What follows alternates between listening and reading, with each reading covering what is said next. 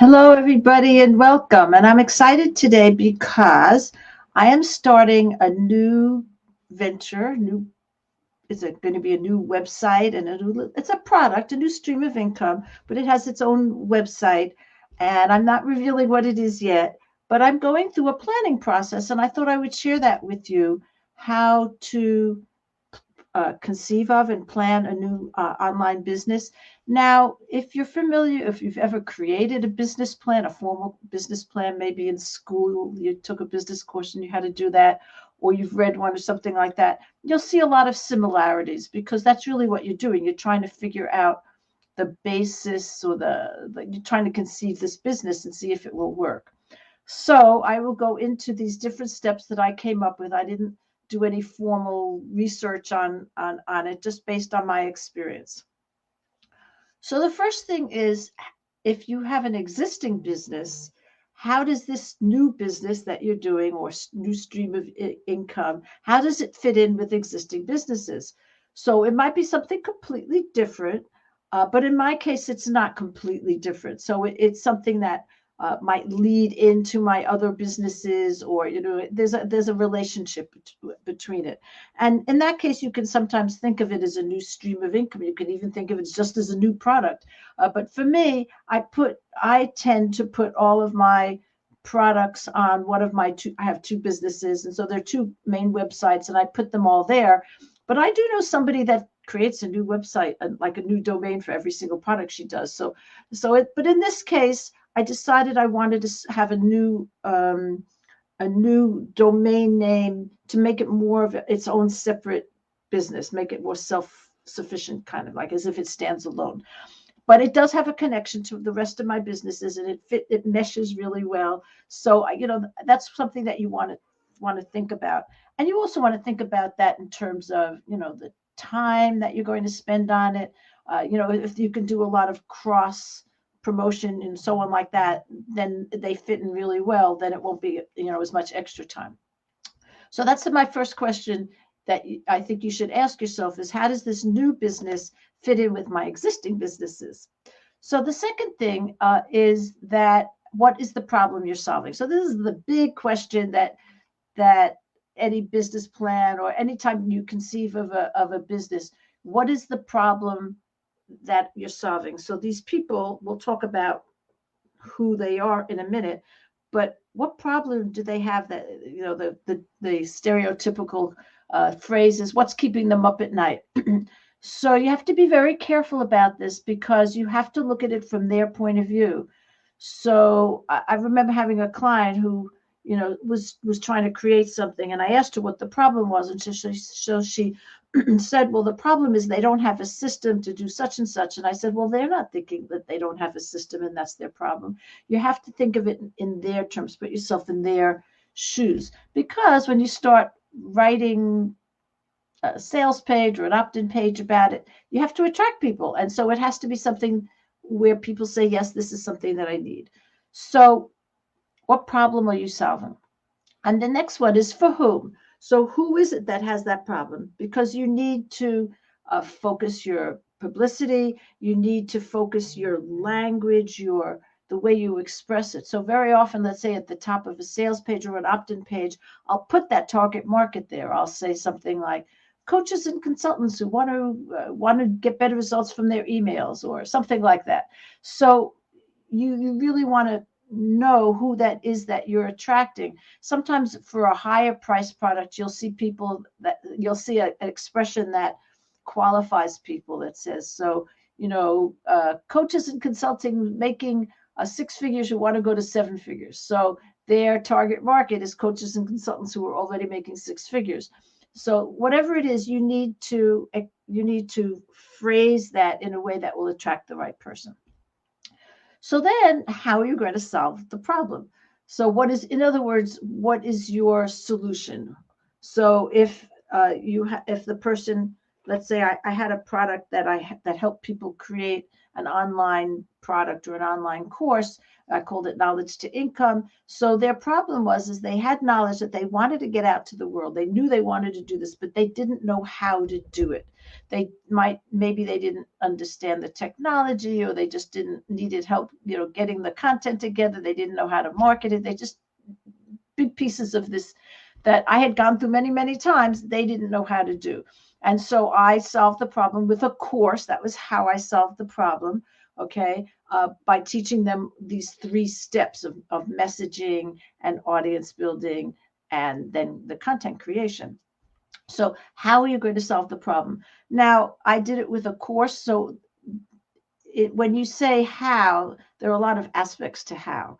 So one aspect to how is what format will it take? Will it be a course? Will it be coaching? Will it be, an ebook even, whatever it is, you might have a different format, but also how is the steps that you take people through?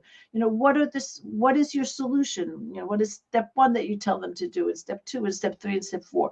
So, and you need to have something that is somewhat unique, or at least a unique angle, something like that. Why should people buy from you as opposed to from other people? So it could be your expertise, but it could be your approach or whatever it might be. So when we say how, it's just this one word, like how are you going to solve the problem for these people? There are a lot of pieces in it. How are you going to, what steps you can take them through, how you're going to do it practically in terms of the format you're going to use, and what's going to make it unique and special, what's going to help you get results where they might not have gotten results trying the same thing before. So whatever it is, that how, there's a lot to the answer to that one word. Okay, so we've talked about how does it fit with existing businesses, what's the problem you're solving, for whom, and how you're going to solve it. So the next question is, pretty big question, how are you going to make money? So what that means is what products you're going to have at what prices. Maybe are you going to have upsells? Are you going to have a freebie and then promote something else and then promote something else? But you need to be pretty specific in your mind about how you are going to make money. And there are lots of formulas. There are lots of different ways of doing this. So in my case, I'm going to have a free level and a premium level that people will pay for, and then try to upsell people from the free level to the premium level. So that's often called a freemium uh, structure. So a good example would be a Zoom. Okay, so we all know about Zoom. Zoom is free, but the limitation is that if you're with another person, you can only have the meeting for 40 minutes. Okay, if you're alone, you can have it as long as you want. But for meeting with other people, it's only 40 minutes if it's free. So then you upgrade to get more minutes, so on like that. So Slack is another thing that I use for communicating with my team, and we're on the free level because it's fine for us. But if we want to keep our messages more than, I think, 3 months, something like that, we need to pay. So that's a freemium type of thing. And in internet marketing, the whole concept of offering people something for free, then upselling to something else is pretty standard. And there's a funnel that you create. You bring people into that free thing, and then you in 3 different places you try to upsell them to the next level, whatever that might be. And there might be more than 2 levels. So that's the how you will make money. So you want to know the structure of it and the prices you're going to charge, so on like that. Um, and another thing that you might want at this point to do is to research your competitors. And so I talked already about what's unique about it, about what you offer, but how are they marketing it? And again, how can you do it differently? And what is their advantage? And how can you compete with them? So in a definitely in a formal business plan, that you'll always be talking about your competitors. So the next thing is, how are you going to promote this? So how will you attract customers or clients? How will you grow your list? So I'm not going to go into all the different ways to promote things because there's so many and everything like that. But are you going to use ads? Are you going to work with partners? Are you going to promote on social media? Going to use YouTube? Whatever the thing is you need to have kind of set in your mind how you're going to promote your product. your new venture. And okay, so now a couple more things. How will you structure it? Like legally, are you going to do a sole proprietorship or an LLC or some kind of or a corporation? So even those things are things you should think of. Do I need insurance? Again, a lot of that is especially if it's a new business. So then, talking about a little bit more about the structure. Is it going to be a membership that people pay monthly or annually? Are you going to have regular meetings? How are you going to create a community if that's what you want to do? Maybe you don't want to do that. Maybe you just want to offer self-study courses and let people do it on their own. So whatever it is, you need to figure that out. Are you going to have a website? If so, how are you going to get that done? If you're going to have a funnel, what are the different steps of the funnel? And then getting more technical, what software will you use? So do you have a shopping cart or an email service provider, or are you going to use some all-in-one service that provides everything together? Whatever it is, all of that you need to kind of know in advance. So I said, think of it, in advance. I mean, I know some people who have been in business for like years who still don't have a shopping cart, and and they really don't have a way of doing the whole thing yet. They've never really figured all of this out. So and that's not good.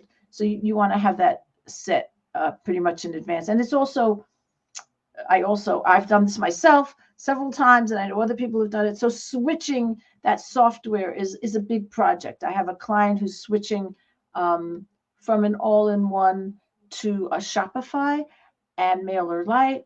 And so, it's a big project to change all of that stuff. So it's good if you know what you're going to be doing up front.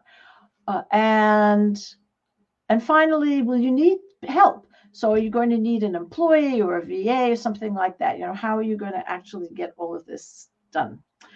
And so then finally, the last thing I wanted to say was that once you have this laid out, it's good to get some other eyes on it, some experienced people. I don't know if you've heard of SCORE. I'm not sure exactly what that stands for, but you can get free support for free help for an idea that you have for a new business. I guess I don't know whether that's part of the Chamber of Commerce or it's part of the government, whatever it is. But these are volunteers, business people who volunteer.